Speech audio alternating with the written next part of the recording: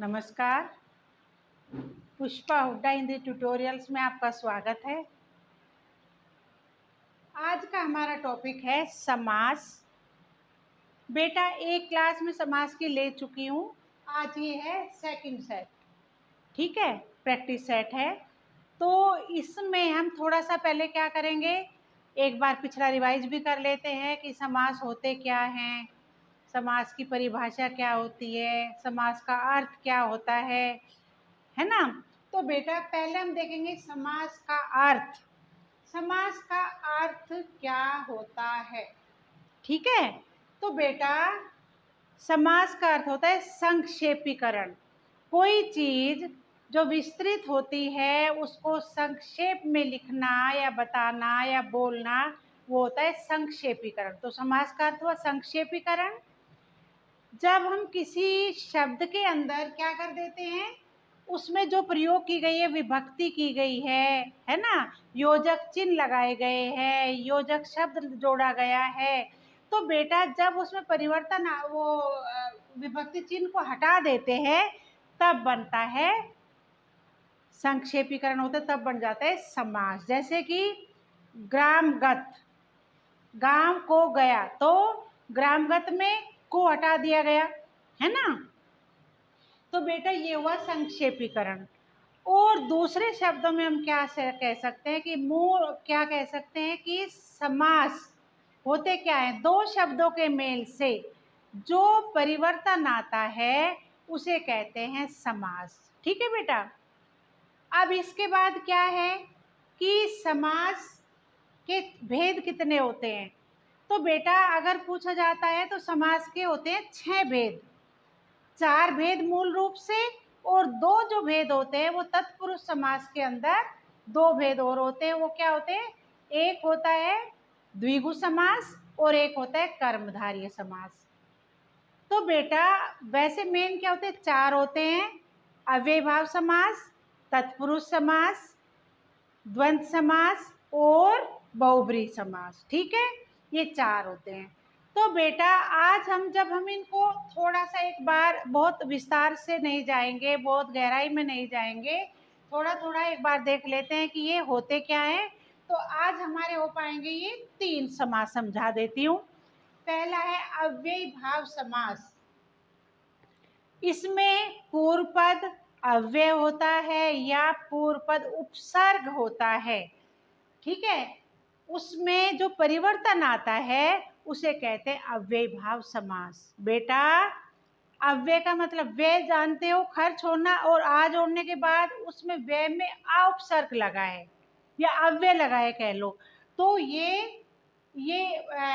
इसमें क्या होता है, अव्ययीभाव समास में होता है पहला पद प्रधान। ठीक है। अब जैसे भरपूर, पूर्ण रूप से भरा हुआ, तो हमने क्या किया, भरपूर लिख दिया सीधा, और इसमें अव्यय क्या है, भर। ठीक है ना।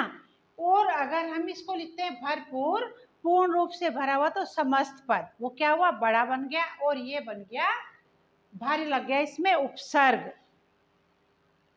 यथा स्थिति, स्थिति के अनुसार, तो ये हुआ यथा लग गया इसमें उपसर्ग, या अव्यय कह लीजिए। आमरण, आ उपसर्ग लगा तो क्या बना, मरने तक, मरण तक, आमरण मरने तक, तो आ उपसर्ग लग गया या अव्यय कह लीजिए। और निडर में नि उपसर्ग लगा है, यानी कि निडर निर्भय, बिल्कुल भय से रहित। ठीक है बेटा। तो ये हुआ अव्ययीभाव समास। इसमें पूर्व पद प्रधान होता है, या पूर्व पद को अव्यय कह लीजिए या पूर्व पद उपसर्ग कह लीजिए, पहला पद ही इसमें प्रधान होता है। अब इसके बाद दूसरा है द्वंद्व समास। बेटा जो द्वंद्व होता है ना, द्वंद्व चल रहा है, लड़ाई झगड़ा, झगड़ा चल रहा है आपस में, क्या मैं भी प्रधान हूँ तू भी प्रधान है, दोनों झगड़े, नहीं नहीं मैं प्रधान हूँ, वो कह रहा है मैं प्रधान हूँ, तो द्वंद्व, द्वंद्व का मतलब होता है झगड़ा। लेकिन क्या है इसमें, हमें तो देखना है कि इसमें क्यों है द्वंद्व।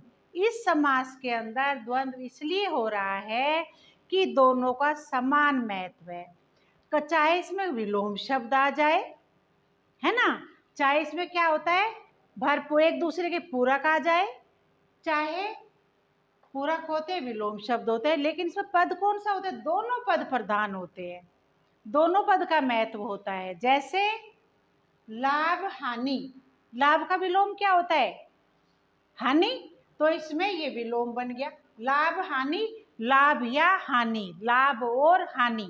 मैं वैसे समझा रही हूँ कि इसमें विलोम शब्द होने के बावजूद भी दोनों क्या है, एक दूसरे के क्या है, विलोम है, लेकिन दोनों का महत्व है, लाभ अलग है हानि अलग है। इसी तरह से दाल रोटी, अब दाल रोटी, दाल और रोटी इन दोनों का क्या है, एक दूसरे के पूरक है, तो ये होता है इसमें द्वंद्व समास में। दाल रोटी, माता पिता दोनों पद प्रधान है, लेकिन लिंग के आधार पर तो दोनों पद प्रधान हुए, स्त्रीलिंग और पुल्लिंग, लेकिन माता और पिता एक दूसरे के बेटा पूरक भी है, हमें माता और पिता दोनों की आवश्यकता होती है, दोनों का समान महत्व है। इसी तरह से काम धाम, ये सहचर होते हैं, कुछ काम धाम कर लिया जाए, सहचर होते हैं, लेकिन आप इतनी टेंशन ना लेकर के, इतने चक्कर में ना आकर के आप ये सोचो कि जब द्वंद्व समास में दोनों पद प्रधान है, चाहे वे विलोम रूप में हो, चाहे वे स्त्रीलिंग पुल्लिंग में हो, चाहे वे एक दूसरे से मिलते जुलते हो, जैसे कि माता पिता, भाई बहन, चाचा चाची, है ना, गाय बैल, है ना, घोड़ा घोड़ी, है ना, बकरा बकरी, दिन रात, पूर्णिमा अमावस्या, ये सब क्या है, ये सब है द्वंद्व समास। ठीक है बेटा, ये जरूर देख लेना है, कोई शब्द अगर एक साथ मिला हुआ आ रहा है उसका अर्थ जरूर समझ लेना चाहिए। ठीक है, इसके बाद चलो बहुव्रीहि समास। इधर आऊं, बहुव्रीहि समास में क्या होता है, इसमें पूर्व पद और उत्तर पद दोनों ही प्रधान नहीं होते। बहुव्रीहि समास में ना तो पूर्व पद प्रधान होता है और ना ही उत्तर पद, बल्कि दोनों गौण होते हैं, और कोई तीसरा अन्य पद वो प्रधान होता है, ना पहला पद प्रधान होता, ना दूसरा पद प्रधान होता है, बल्कि अन्य पद प्रधान होता है। और एक और खूबी है इसमें, जितने हमारे देवी देवता हैं सबके नाम में इसमें यहाँ क्या आ रहा है, वो जो अन्य पद प्रधान है उसमें क्या है, जैसे कि चतुर्भुज, चार हैं भुजाएं जिसकी, अर्थात विष्णु जी। घन श्याम, सांवला है रंग जिसका, कौन, कृष्ण भगवान जी, है ना। दश आनंद, 10 है मुख जिसके, अर्थात रावण। तो बेटा ये क्या है, तीसरे के लिए कह रही है, ना पूर्व पद प्रधान हुआ ना यह दूसरा पद प्रधान हुआ, बल्कि अन्य पद प्रधान हुआ, ये दोनों गौण हुए हैं। तो बेटा एक बार और सुन लीजिए, अव्ययभाव समास में पूर्व पद प्रधान, द्वंद्व समास में दोनों पद प्रधान, और बहुव्रीहि समास में ना पहला पद प्रधान है ना दूसरा है, बल्कि दोनों गौण होते हैं और अन्य पद प्रधान होता है। तो मेरे विचार से ये वीडियो आपको पसंद आई होगी, कल फिर क्लास लेते हैं, तब तक के लिए आप मेरे चैनल को सब्सक्राइब कीजिए, वीडियो शेयर कीजिए।